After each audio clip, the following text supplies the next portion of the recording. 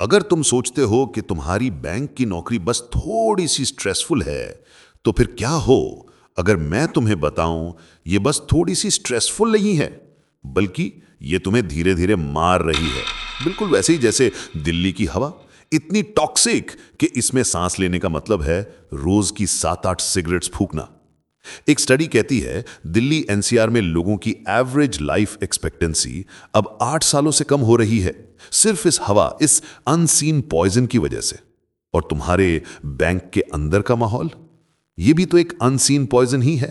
Doctors तक कह रहे हैं कि अब कोविड-19 के मुकाबले एयर पोल्यूशन से ज्यादा लोग मर रहे हैं, और बैंक में ये टॉक्सिक एटमॉस्फेयर तुम्हें अंदर ही अंदर खत्म कर रहा है। ये वीडियो सिर्फ उन बैंकर्स के लिए है जो अभी सिस्टम में हैं या फिर इसमें आने का सोच रहे हैं, क्योंकि तुम्हारी जिंदगी, तुम्हारा मेंटल पीस और तुम्हारा करियर सब कुछ दांव पर है। आज की तारीख में बैंक जॉब का मतलब सिर्फ लंबे घंटे काम करना नहीं है। ये वो जॉब है जिसमें अनरियलिस्टिक टारगेट्स हैं जो तुम्हें अनएथिकल सेल्स के लिए मजबूर करते हैं। ये वो जॉब है जिसमें माइक्रो मैनेजमेंट है जो तुम्हारी स्पिरिट को कुचल देता है। इस जॉब में ऐसी आर्बिट्ररी ट्रांसफर्स हैं जो परिवारों को तोड़ देते हैं। ये सब तुम्हारे करियर के PM 2.5 पार्टिकल्स हैं जो तुम्हारे दिमाग में घुस रहे हैं, तुम्हारी सेहत पर असर डाल रहे हैं और इस बैंकिंग सेक्टर में तुम्हारी लाइफ एक्सपेक्टेंसी को सालों साल कम कर रहे हैं। सरकार और यूनियन तो चुप बैठी है, कोई ढंग का एक्शन प्लान नहीं है इनके पास, और ये कुछ नहीं कर रहे, बिल्कुल वैसे ही जैसे तुम्हारा जोनल ऑफिस या हेड ऑफिस। ये अपने एसी कमरों में आराम से बैठे हैं जबकि तुम फील्ड में इस जहर को झेल रहे हो। मैनेजमेंट तुम्हारी मदद नहीं करेगी, तो कभी तुमने सोचा है कि तुम कैसे सरवाइव करोगे? तुम्हारे बैंक के अंदर भी ये PM 2.5 पार्टिकल्स हैं, लेकिन ये हवा में नहीं, तुम्हारी जिंदगी में घूम रहे हैं। ये PM 2.5 क्या हैं? ये है वो अनरियलिस्टिक टारगेट्स जो तुम्हें झूठ बोलने पर मजबूर करते हैं, अनएथिकल सेल्स के लिए पुश करते हैं। अभी हाल ही में एक्स पर एक ट्वीट काफी बार शेयर किया गया जिसमें ICICI बैंक के एक रीजनल हेड की रिकॉर्डिंग है। मैं जिस PM 2.5 की बात कर रहा हूं ये वही है, सुनो जरा। काम करके दो, नहीं बाहर निकलो। 50 बार बहस कर रहे हो, बात फालतू। एक्चुअली कितना बिजनेस किया? चुप हो जाओ, अगली बार बोलो तो बाहर निकाल दूंगा। बिजनेस लाके दो, फिर मुंह बोलना। ऐसे बेशरम लोग हमारे बैंक में काम करते हैं। सोचिए आप लोग क्या क्या कर रहे हैं। जीरो पे बैठा है इंसान, फिर भी एक्चुअली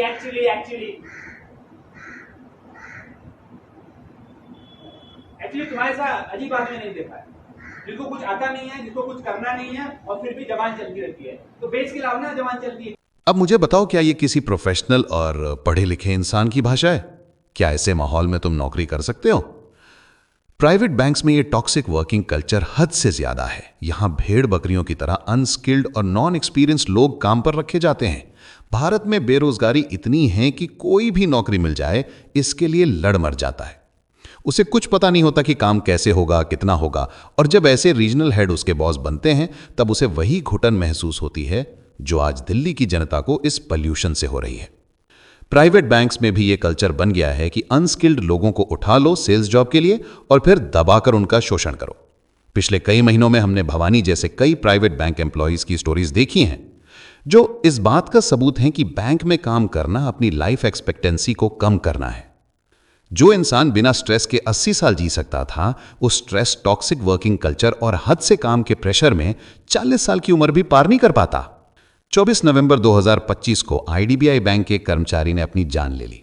कारण काम के बढ़ते प्रेशर को ना झेल पाना, अपने पारिवारिक जिंदगी और नौकरी के बीच तालमेल ना बैठा पाना। यानी एक इंसान की मेंटल हेल्थ का इतना खराब हो जाना कि वो खुद अपनी जान लेने का फैसला करता है और खुद ही ये सब लिख कर जाता है। और ऐसा सिर्फ प्राइवेट बैंक्स में ही नहीं है, पब्लिक सेक्टर बैंक्स में भी यही हाल है।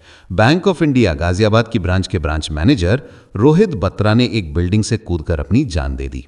अखबारों की माने तो कारण बताया जा रहा है पारिवारिक दबाव। एक बैंकर जो अपनी ब्रांच में हजारों अकाउंट संभाल लेता है, एक साथ चल रहे 50 कैंपेन्स और टारगेट संभाल लेता है, वो अपने घर को नहीं संभाल पाता। ये मेरे लिए बहुत हैरानी की बात है। बैंक की नौकरी वो माइक्रो मैनेजमेंट है जो तुम्हारी हर सांस पर नजर रखती है, तुम्हारी आत्मा को कुचल देती है। और इसमें वो आर्बिट्ररी ट्रांसफर्स है जो रातों रात तुम्हारी बसी बसाई जिंदगी को उजाड़ देते हैं, परिवारों को तोड़ देते हैं, भारत के एक कोने से दूसरे कोने में फेंक देते हैं। ये सब तुम्हारे बैंकिंग करियर के PM 2.5 पार्टिकल्स हैं जो तुम्हारे दिमाग में घुस रहे हैं, तुम्हारी सेहत पर असर डाल रहे हैं, तुम्हारी मेंटल हेल्थ को कमजोर कर रहे हैं और इस सेक्टर में तुम्हारी लाइफ एक्सपेक्टेंसी को सालों साल कम कर रहे हैं। सोचो PM 2.5 आंखों से नहीं दिखते, लेकिन वो तुम्हारे लंग्स में घुसकर ब्लड स्ट्रीम में मिलकर तुम्हारे हार्ट, ब्रेन और हर ऑर्गन को डैमेज करते हैं। एक डॉक्टर ने तो यहां तक कहा है, there is a lot of silent damage that is occurring inside a body, to our lungs, to our heart, brain, every organ in the body. By the time it comes to attention, it's too late and you cannot undo the damage which is already done. बिल्कुल वैसे ही bank की ये toxicity भी आंखों से सीधे नहीं दिखाई देती, इसलिए कई बार ना तुम्हारा परिवार तुम्हें समझ पाता है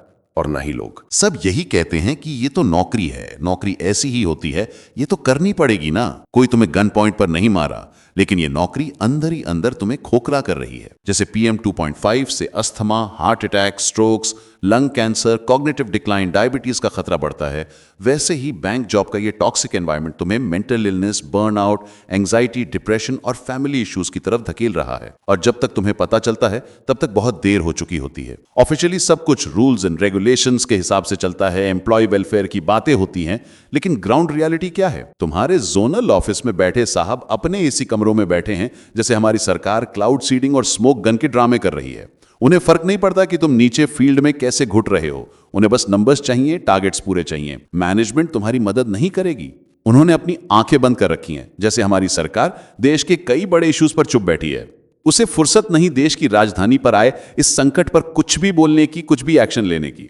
बिल्कुल वैसे ही तुम्हारे बैंक के बड़े अधिकारियों को तुम्हारी मेंटल हेल्थ के बारे में सोचने की बिल्कुल फुर्सत नहीं है। तो तुम इस इनविजिबल किलर से कैसे बचोगे? कैसे अपनी हवा को साफ रखोगे? क्योंकि हाथ पर हाथ धरे बैठे रहे तो ये तुम्हें खत्म कर देगा। देखो यार, अगर तुम्हें लगता है कि तुम अपने घर में बस कुछ पौधे लगाकर हवा साफ कर लोगे तो ये एक बहुत बड़ी बेवकूफी होगी। वैसे ही अगर तुम्हें लगता है कि तुम बस और ज्यादा मेहनत करके, ज्यादा टारगेट्स अचीव करके या बस चुप रहकर इस टॉक्सिक बैंकिंग सिस्टम में सरवाइव कर जाओगे तो तुम गलत हो। ये नौकरी तुम्हारे बैंक का बैलेंस बढ़ाने के साथ साथ तुम्हारे शरीर को भी अंदर से खोखला कर रही है। समय से पहले कमर दर्द, BP, शुगर और ना जाने कैसी कैसी बीमारियां तुम्हें हो रही हैं। ये जो तुम्हारी मैनेजमेंट है ना, ये तुम्हें कभी नहीं बताएगी कि कौन सा एयर प्योरीफायर तुम्हारे लिए सबसे ज्यादा इफेक्टिव है। ये तुम्हें कभी नहीं सिखाएगी कि घर पर ही अपना एयर प्योरीफायर कैसे बनाया जाए, मतलब अपनी मेंटल हेल्थ को कैसे प्रोटेक्ट किया जाए। लेकिन मैं तुम्हें बताऊंगा, क्योंकि इस एयर पोल्यूशन के मौसम में हमें अपनी हेल्थ को सेफ रखने के लिए, अपने घर के अंदर की हवा को साफ रखने के लिए हर वो चीज करनी होगी जो हम कर सकते हैं। और तुम्हारे बैंक के अंदर की हवा को साफ रखने के लिए भी तुम्हें पर्सनल लेवल पर एक्शन लेना होगा। सरकार या तुम्हारा हेड ऑफिस कभी कुछ नहीं करेगा। तो सुनो, ये 5 स्टेप्स हैं जो तुम्हें इस सिस्टम में सर्वाइव करने में हेल्प करेंगे। सबसे पहला स्टेप है set boundaries and learn to say no. हाँ, मुझे पता है ये बोलना आसान है बट करना मुश्किल, लेकिन तुम्हें समझना होगा कि तुम्हारा मेंटल पीस सबसे ऊपर है। अगर कोई तुम्हें रात के 10 बजे भी कॉल या व्हाट्सएप करके कोई रिपोर्ट मांग रहा है और वो बहुत अर्जेंट नहीं है तो जवाब मत दो। अगर कोई तुम्हें ऐसे टारगेट्स दे रहा है जो अचीव करना इंपॉसिबल है तो पहली बार में सीधा नो मत बोलो। तुम कोशिश कर रहे हो ऐसा दिखावा करो और फिर साफ बोल दो, ये मेरे स्कोप से बाहर है, इतना नहीं होगा। अब ये हमारे प्राइवेट बैंक्स के वर्किंग कल्चर की त्रासदी है कि प्राइवेट बैंक एम्प्लॉयज के पास सीधा नो बोलने का कोई स्कोप नहीं है। बट फिर भी याद रखना, तुम अपनी मेहनत के पैसे कमा रहे हो, तुम किसी के गुलाम नहीं हो। दूसरा स्टेप है डॉक्यूमेंट एवरीथिंग।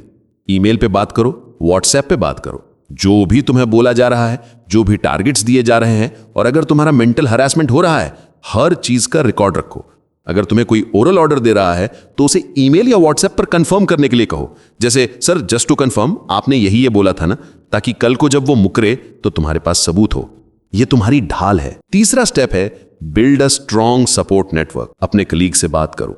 यकीन मानो तुम अकेले नहीं हो, हर दूसरा बैंकर तुम्हारी ही जैसी सिचुएशन से गुजर रहा है।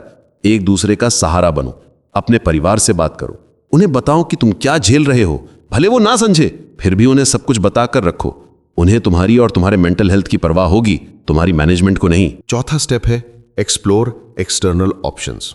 अगर तुम वाकई इस सिस्टम से बाहर निकलना चाहते हो तो अभी से तैयारी शुरू कर दो। खुद को अपस्किल करो, कोई साइड हसल शुरू करो, अपनी स्किल्स को इतना मजबूत बनाओ कि तुम कभी भी इस टॉक्सिक एनवायरनमेंट से निकल सको। और हाँ, यूनियनों पर आंखें बंद करके भरोसा मत करो, लेकिन यह भी समझो कि कलेक्टिव वॉइस की ताकत क्या है।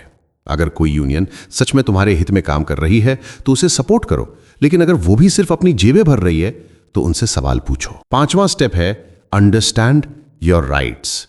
अपने बैंक की HR पॉलिसीज, लेबर लॉज और एम्प्लॉय राइट्स को पढ़ो। तुम्हें पता होना चाहिए कि तुम्हें क्या करना चाहिए और क्या नहीं।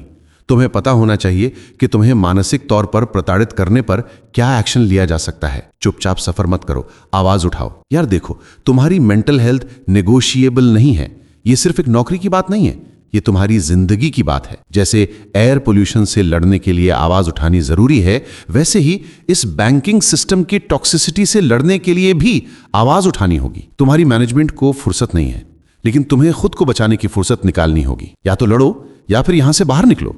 चॉइस तुम्हारी है, लेकिन अवेयरनेस पहला कदम है। इस वीडियो को हर उस बैंकर के साथ शेयर करो जिसे तुम जानते हो, हर उस जूनियर बैंकर के साथ जो इस सिस्टम में आने का सोच रहा है, हर उस ऑफिसर के साथ जो अंदर ही अंदर घुट रहा है। चलो साथ मिलकर इस सिस्टम को प्यूरिफाई करें, क्योंकि जब तक हम एक नहीं होंगे ये टॉक्सिसिटी हमें मारती रहेगी।